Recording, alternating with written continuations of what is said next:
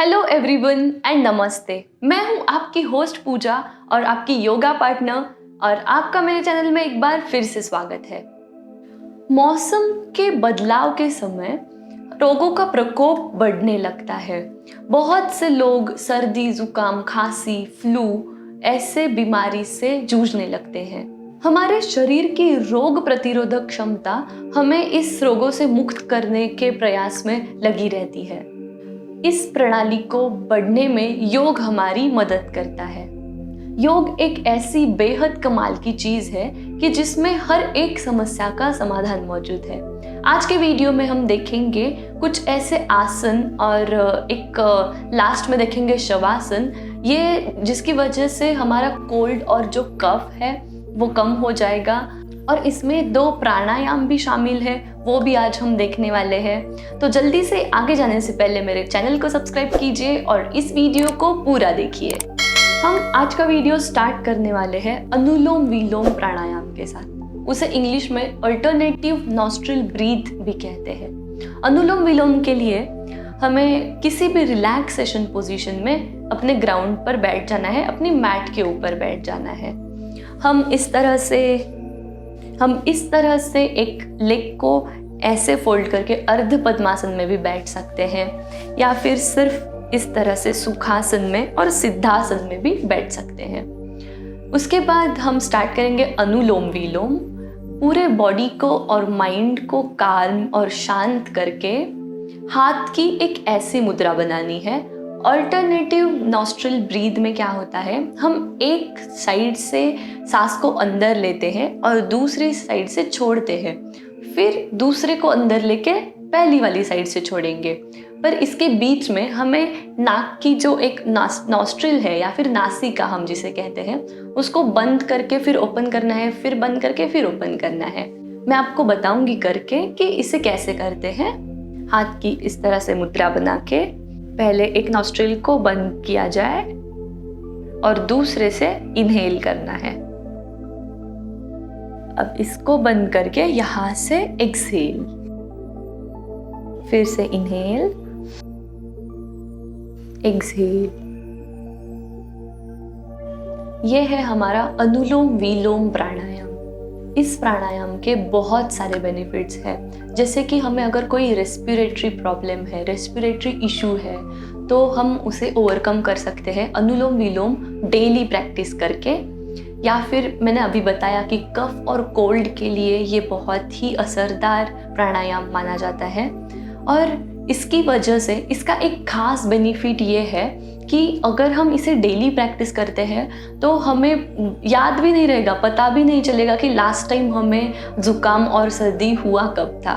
हमारे लंग्स को, हमारी जो श्वसन नलिका है उसको वो बहुत ही अच्छी तरह से एक्टिवेट करके मजबूत बनाता है, उसकी स्ट्रेंथ बढ़ाता है और हमें इस सर्दी और जुकाम से दूर रखता है।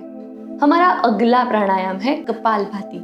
कपालभाति में क्या होता है, हमें सिर्फ अपने एक्सहेलेशन पे ध्यान देना है।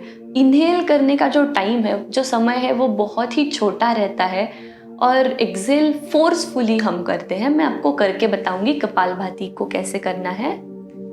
दोनों हाथ को इस तरह से घुटनों के ऊपर रख सकते हैं। सुखासन में ही बैठना है हमें, और चाहे तो आप अपनी आंखें भी बंद रख सकते हैं या फिर खुली रख के भी कर सकते हैं। तो चलिए स्टार्ट करते हैं कपालभाति को।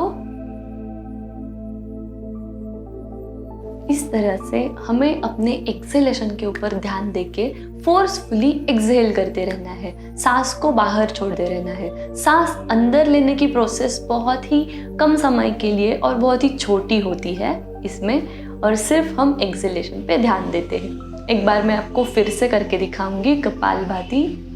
सबसे पहले स्टार्ट करने से पहले इनहेल करना है पूरी तरह से,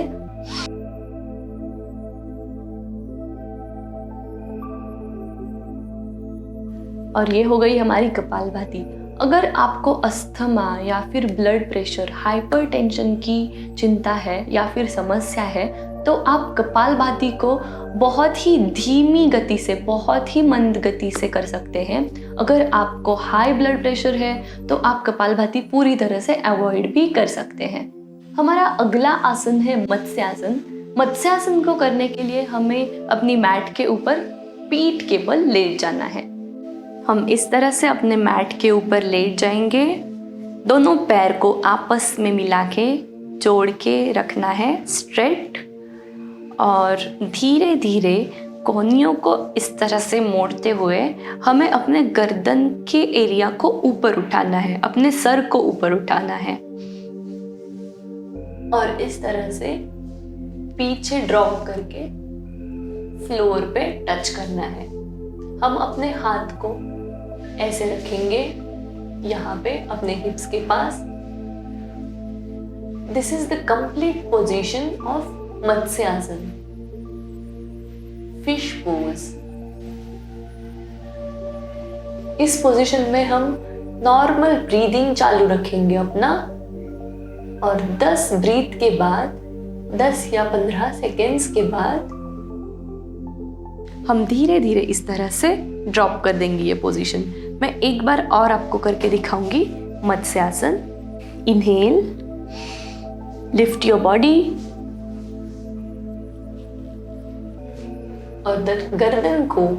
और गर्दन को पीछे ड्रॉप करके इस तरह से पोजीशन ले लेनी है।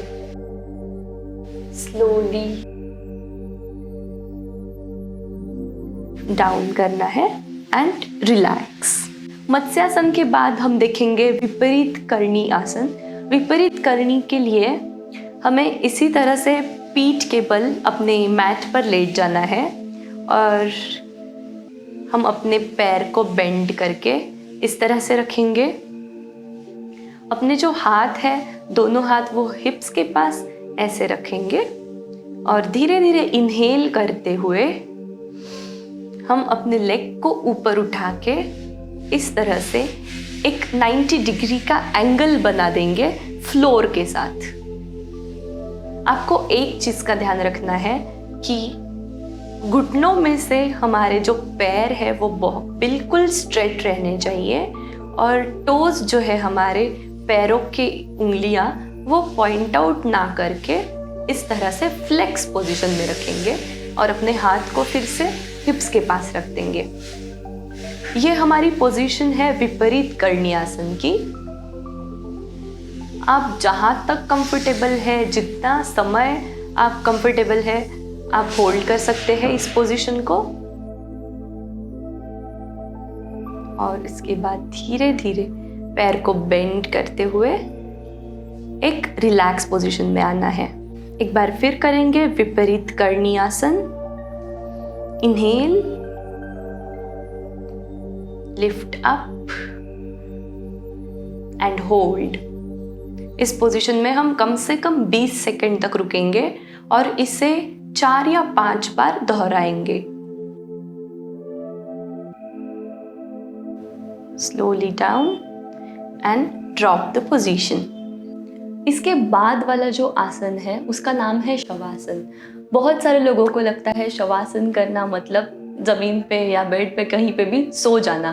तो दोस्तों, शवासन का अर्थ ये नहीं है कि सिर्फ सो जाना है और अपने बॉडी को लाई डाउन करना है फ्लोर पे। शवासन का मतलब है पूरी तरह से अपने माइंड को, बॉडी को काल्म करके, शांत करके बस अपने ब्रीदिंग के ऊपर फोकस करना है। ब्रीदिंग के ऊपर ध्यान देना है कि ज़्यादा से ज़्यादा हम जो ब्रीथ का शॉर्टनेस है उसे कैसे कम कर सकते हैं। बहुत सारे लोगों की जो ब्रीथ है वो बहुत शॉर्ट रहती है, मतलब इनहेल करके जल्दी से एक्सहेल कर देते हैं। तो वो जो हमारा ब्रीदिंग पैटर्न है वो सुधारने के लिए हम शवासन में पूरी तरह से कंसंट्रेट करेंगे, फोकस करेंगे हमारे ब्रीथ के ऊपर। तो चलिए देखते हैं शवासन को कैसे करना है। इस तरह से बिल्कुल ही रिलैक्स पोजीशन में हम अपने मैट के ऊपर लेट जाएंगे। हमारे पाम्स को इस तरह से ऊपर की सीलिंग की तरफ रखेंगे। दोनों पैर जो है उसको ऐसे फ्लेक्स करके एकदम रिलैक्स पोजीशन में रखना है और हमारी गर्दन है उसको किसी एक साइड, इस साइड या फिर राइट साइड, इस तरह से थोड़ा सा मोड़ के ऐसे रखना है। और अपने आँखों को बंद करके रखना है। शरीर में से और माइंड में से पूरी निगेटिविटी को निकालते हुए हम सिर्फ अपने ब्रीदिंग के ऊपर फोकस करेंगे। इस पोजीशन में हम जब ब्रीदिंग के ऊपर फोकस करते हैं तो हमारा जो रेस्पिरेटरी ऑर्गन्स है या फिर रेस्पिरेटरी जो कोई भी मसल्स है, इस पोजीशन में हम अपने ब्रीथ के ऊपर ध्यान लगाते हैं, जिसकी वजह से हमारा जो रेस्पिरेटरी सिस्टम है वो अच्छे से काम करने लगता है, वो एक्टिव हो जाता है और जिसकी वजह से हमारे लंग की और फिर हमारी इम्यूनिटी जो सिस्टम है वो बढ़ने में हमारी मदद होती है, जिसकी वजह से ये जो छोटी छोटी बीमारियां हैं, फ्लू जैसे वायरल इन्फेक्शन या फिर सर्दी ज़ुकाम, फीवर, इससे हमें दूर रहने में आसानी हो जाती है। मैं आशा करती हूँ कि आज का वीडियो आपको पसंद आया होगा। अगर आपको कुछ क्वेश्चंस पूछना है या फिर आप चाहते हैं कि मैं अगर किसी पर्टिकुलर टॉपिक पे वीडियो बनाऊँ तो मुझे प्लीज़ सजेस्ट करें अपने कमेंट बॉक्स में, और मैं ऐसे ही आपके लिए बहुत सारे वीडियोस और भी लेके आने वाली हूँ। हम मिलते हैं नेक्स्ट वीडियो में एक अगले टॉपिक के साथ। तब तक के लिए नमस्ते एंड टेक केयर।